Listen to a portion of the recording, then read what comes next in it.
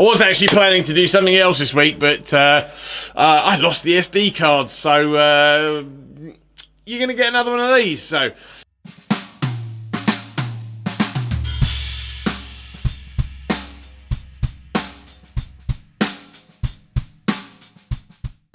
I was thinking recently, and it was kind of off the back of a conversation I was having at the time, that I would actually be a lousy endorsement prospect.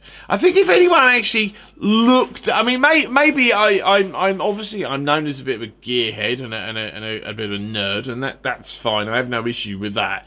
But I think the reason why if looking deeper at me. And obviously this is working on a sort of a principle and a basis that an endorsement of any sort was ever going to be likely, which I accept is not.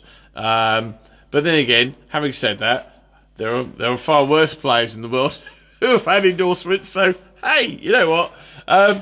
But I think the reason why, me personally, would be a lousy endorsement prospect is really because I like to play different things. And I'm currently sat here behind, as I find it, the good old Club Custom kit. As he bangs the snare drum down. This is currently number 1 snare, number 2 snares on the kit. Which is why I'm waving that around. But I put this up the other night just to... I'm working on something. Not that it's going to be recorded or anything, but I'm working on something. And this kind of just felt like the right kit to play. Plus it was up there and it was the most accessible one by a long way. But this one actually felt like it was a good choice of drums to play. Suited the vibe of kind of what I was doing, and I'm glad I did that, because you know what, I think for the most part it has actually suited what I've been doing. But the thing with that is, as I've said many times before, is that I kind of like to do. I kind of like to work on the principle of the right tool for the job and the right vibe for the job as well. And as we said, this one kind of fits quite nicely. Now, I think that the thing with an endorsement, and we're talking like, big name stuff. I mean, I actually did think. As a slight side thing, but on the same basis. If I was going to endorse a product or a company, at this point, it would probably be Pearl. Actually, I've got a lot of Pearl stuff. In fact, in 2021, I bought more Pearl stuff than anything. No particular reason, and I didn't set out to do that, but that's certainly the way it transpired. And I've always liked Pearl. I think they've always made some great drums. In fact, literally behind the camera, I'm sitting at a beautiful drum set which I waited 30 odd years to own. I've got probably 7 Pearl kits now, and obviously there's a whole row of Pearl snare drums there. I just like Pearl, but I think at this point, I've always liked the hardware. I've always liked the drums. Many of the little trips down memory lane in terms of buying kits recently that I've gone down have all been Pearl, and it's all been from looking at certain catalogues when I was younger. And I mean, aside from the fact that obviously Pearl would never be interested in me as an endorser, and that's, as I said, I've got no problem with that. But the problem that I have in terms of being an endorsing, an endorsement prospect, is that this kind of, I've not really, to my mind, and I think vibe and the way that something, the vibe and the way that an otherwise inanimate object makes you feel and react. I don't have any Pearl drums which make me feel the way this Club Custom kit makes me feel and makes me play. And so, that kind of puts you in a bit of a position if you're in endorsement, because you can't really be going out and playing, like another brand of drums on that gig, because the whole point of you being an endorser is sitting behind a product that you endorse, you think is the best product.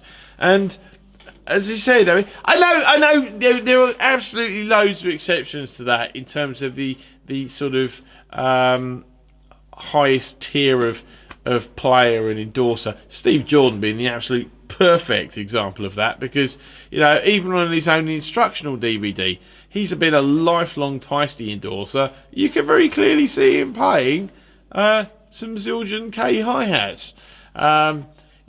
He's obviously a lifelong Yamaha endorser as well, but you can see him playing other kits in that video and other snare drums in that video. And I think when you get to his level, they probably don't care too much, because at the end of the day, he's always going to come home and But I think, and again, it's different when you're in the studio, because that whole sort of like emotional, this makes me feel this way and play this way thing is indeed a thing. And if it's the right feel and the right vibe for that song, then absolutely that'll be the way it works.